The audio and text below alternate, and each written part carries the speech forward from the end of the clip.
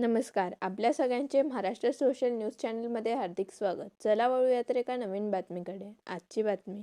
राज्याचे दिवंगत उपमुख्यमंत्री अजित पवार यांच्या निधनाबद्दल संपूर्ण राज्यभरातून शोक व्यक्त होत असून त्यांना विविध माध्यमातून श्रद्धांजली वाहण्यात येत आहे. धुळे शहरात आज सर्वपक्षीय शोकसभेचे आयोजन करण्यात आले होते. या शोकसभेत सर्वच पक्षाच्या विविध मान्यवरांनी स्वर्गीय अजितदादा यांच्या आठवणींना उजाळा देत त्यांना श्रद्धांजली अर्पण करण्यात आली. या शोकसभेत आजी माजी आमदारांसह सर्वपक्षीय नगरसेवक तसेच पदाधिकारी आणि कार्यकर्ते मोठ्या संख्येने सहभागी झाले होते. मनात जे असायचं तेच होठावर असायचं असे आदरणीय दादा यांच्या निधनाच्या बातमीने खरोखर अत्यंत दुःख झालं.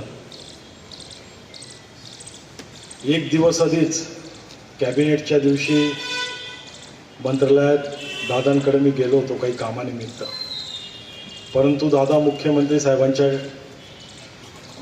कॅबिनमध्ये होते आणि तिथंच अनिल दादा असतील, मी, आमची दोघांची त्या ठिकाणी भेट झाली. दादा वैयक्तिक प्रत्येकाला नावाने ओळखायचे. एका वर्षात दादांना माझं नावही माहिती पडलं होतं आणि मला नावाने दादांनी हात दिली. एक विषय घेऊन गेलो होतो दादांकडे, परंतु ते होण्यासारखं नव्हतं. तर दादांनी मला स्पष्टपणे सांगितलं का हे काम होऊ शकत नाही. म्हणजे असे स्पष्ट वक्ते आज या राजकारणात, महाराष्ट्राच्या राजकारणात कुठंच भेटणार नाही असे दादा होते. मी वैयक्तिक माझ्या परिवारातर्फे भारतीय जनता पार्टी धुळे जिल्ह्याच्या वतीने आणि धुळेकर नागरिकांच्या वतीने दादांना खूप खूप श्रद्धांजली अर्पण करतो. आणि खरंच महाराष्ट्राला पोरकं करून दादा या ठिकाणी गेले, त्यांना भावपूर्ण श्रद्धांजली अर्पण करतो. भावनिक झालेलं होतं. खरं तर हा नुसता महाराष्ट्रावर नाही, भारतावर नाही, हा समाजाच्या जडणघडणीचा पण प्रश्न आहे. कारण दादांची जी विचाराची कुवत होती, पवार साहेबांच्या धाटणीतून पुढे आलेला हा माणूस.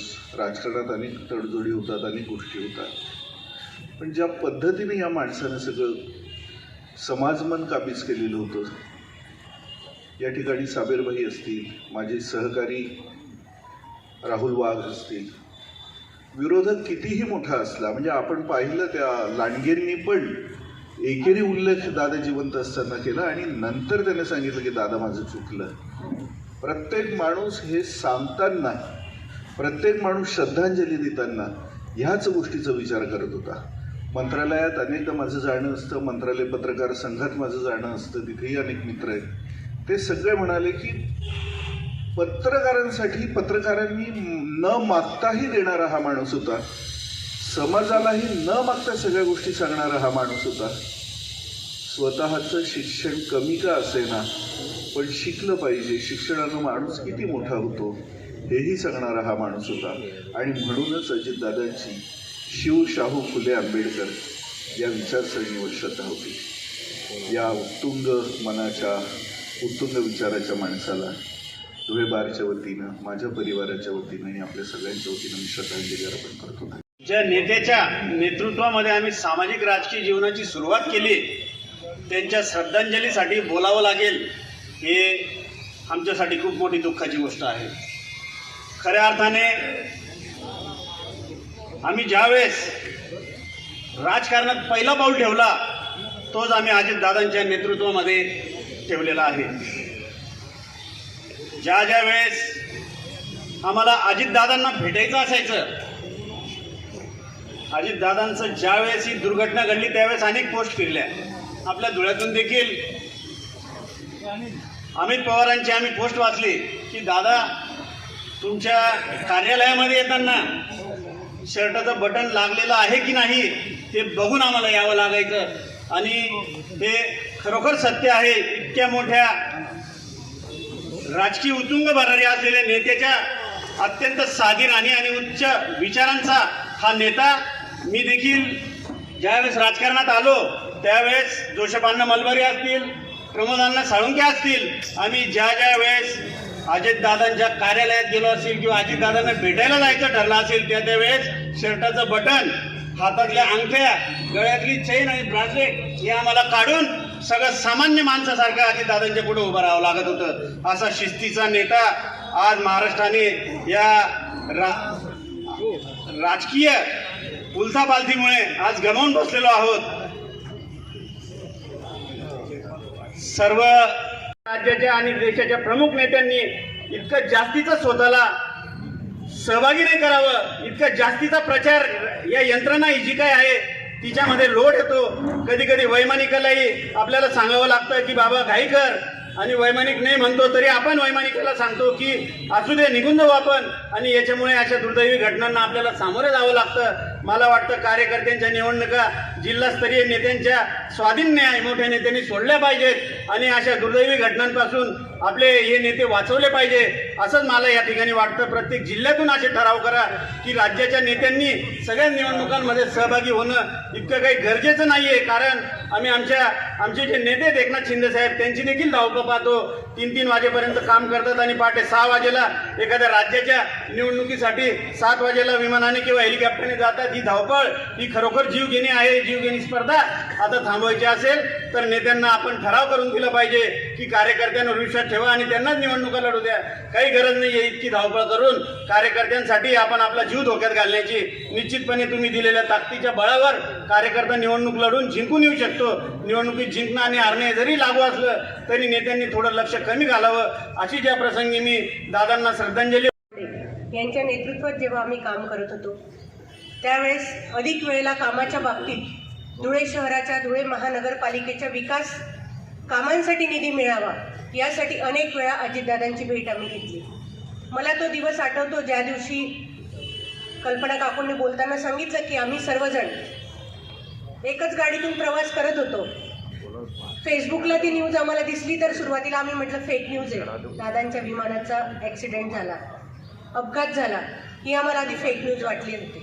खरं तर देवाने ती कृपाच करायला पाहिजे होती, ती फेक न्यूजच असायला हवी होती. परंतु या महाराष्ट्राचं दुर्दैव की आपण एवढा चांगला माणूस गमावलेला आहे. ज्यावेळेस मी या धुळे शहराची महापौर झाली 31 डिसेंबर 2013, 11 वाजता महानगरपालिकेच्या सभागृहात ज्यावेळेस माझी महापौरमधून निवड झाली तर ती माझी चाललेली असलेली महापौर पदाची मिरवणूक ही आदरणीय आमचे नेते बाबासाहेब राजवर्धनजी कदमबांडे यांनी माझे पती श्री कमलाकर अहिरराव यांना फोन करून सांगितलं की मिरवणूक आता थांबव रात्री 10:30ला. ज्यावेळेस आम्ही प्रभागातील नागरिकांची भेट घेत होतो तर त्यावेळेस 10:30-11 वाजेला बाबासाहेबांचा कॉल आला की आपण ही मिरवणूक थांबवा, आपल्याला अजितदादांनी बोलवलं आहे. आणि अजितदादांनी त्या ठिकाणी बाबासाहेबांना फोन करून सांगितलं की धुळे शहराच्या महापौर यांना घेऊन आपण या, त्यांचा आम्हाला सत्कार करायचा आहे. आणि बंधू आणि भगिनींनो, सत्कार असा तसा नाही, फुलगुच्छ देऊन नाही तर या धुळे शहराच्या विकासासाठी आपल्याला काय पाहिजे, कुठला निधी आपल्याला हवा आहे हे दादासाहेबांनी विचारलं. आणि दादांनी या धुळे महानगरपालिकेसाठी भरीव निधी 1 जानेवारी 2014ला आम्हाला दिला. त्यात आज आपण बघत आहात धुळे महानगरपालिकेची जी वैभवशाली प्रशासकीय इमारत उभी आहे तर ती अजितदादांची देणगी आहे. अनेक विकास कामांसाठी विशेष बाब म्हणून निधी दिला. धुळे महानगरपालिकेचे जे पाणी पुरवठ्याचे रिक्त पदं होते त्यात देखील दादांनी माझ्या महापौर पदाच्या पहिल्याच दिवशी एवढा मोठा भरीव निधी देऊन धुळे महानगरपालिकेच्या, धुळे शहराच्या विकासासाठी काम पाहिजे, काय काम पाहिजे ही जाणीव असलेला एकमेव नेता म्हणजे दादा. आणि दादा आपल्याला सर्वांना सोडून गेले हे कुणाच्याही मनाला आज पटत नसलं तरी हे सगळ्यांना मान्य करावं लागतं. जन्म आणि मृत्यू हे प्रत्येकाला जरी अटळ असलं परंतु मृत्यू हा कितीही सात दुश्मन जरी असले, कोणीही असलं तरी त्याला असा मृत्यू येऊ नये. मन हेलवून टाकणारी घटना झाली आणि ह्या घटनेच्या बाबतीत आजही पूर्ण महाराष्ट्र हा खिन्न झालेला आहे, दुःखात आहे. आणि ह्या सर्वांना दादांसारखा नेता कधीही भेटणार नाही. दादांचं काम बोलतं. आज दादांच्याकडे कुठल्या नेत्याला घेऊन जायची गरज नव्हती. कार्यकर्ता म्हणून देखील दादांनी अनेकांचे प्रश्न सोडवले, म्हणून कार्यकर्ता दादांच्या अंत्यविधीसाठी रस्त्यावर आला. हेच आपण सर्व महाराष्ट्राने आपल्या डोळ्यांनी पाहिलेलं आहे. हीच दादांच्या कामाची पावती आहे.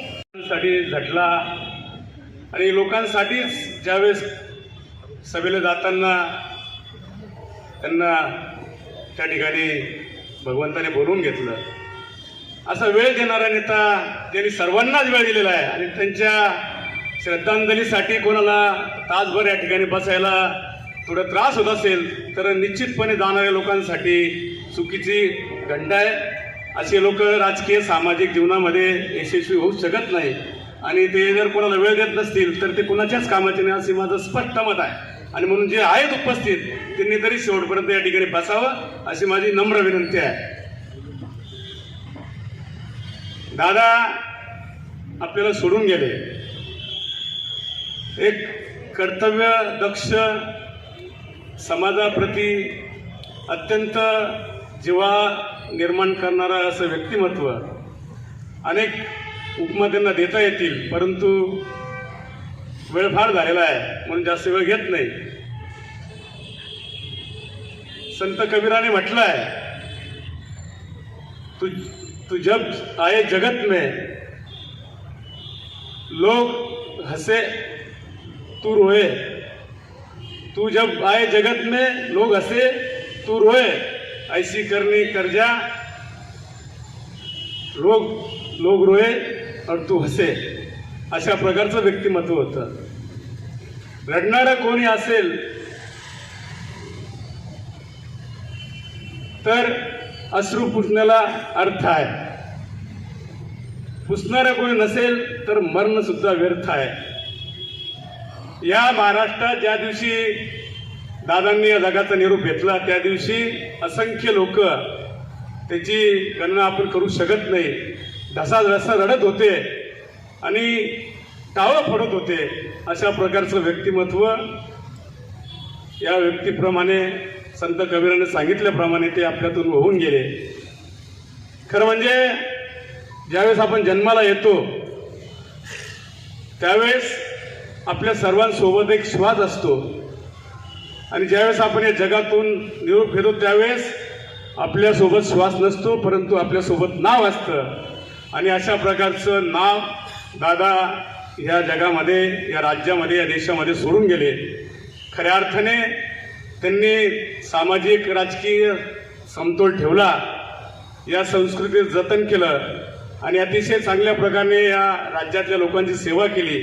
आपल्या उभ्या आयुष्यामध्ये त्यांनी स्वतःला किती वेळ दिला हे सांगता येणार नाही, परंतु जो काही वेळ दिला तो लोकांसाठी दिला. आणि म्हणून आपण देखील अशा प्रकारे त्यांच्या आदर्शाप्रमाणे वागावं. अशा अनेक लोक या राज्यामध्ये, या देशामध्ये होऊन गेली आणि प्रत्येकाकडून काही लोक जे जातात काही त्यांचे गुण सोडून, त्या गुणांपैकी आपण तर काहीतरी घेतलं पाहिजे. तुमच्या माझ्या सकट काही लोकांनी वेळेला किती महत्त्व द्यावं हे शिकलं पाहिजे. अशा प्रकारचे दादा आपल्यातून निघून गेले. मी या ठिकाणी शिवसेनेच्या धुळे जिल्ह्याच्या वतीने, उपस्थित असलेल्या सर्व शोकाकुल बांधवांच्या वतीने, या राज्याचे शालेय शिक्षण मंत्री आणि या धुळे जिल्ह्याचे संपर्क मंत्री दादासाहेब भुसे, साक्रीचे आमदार सौ मंजुळाताई गावित यांच्या वतीने या ठिकाणी दादांच्या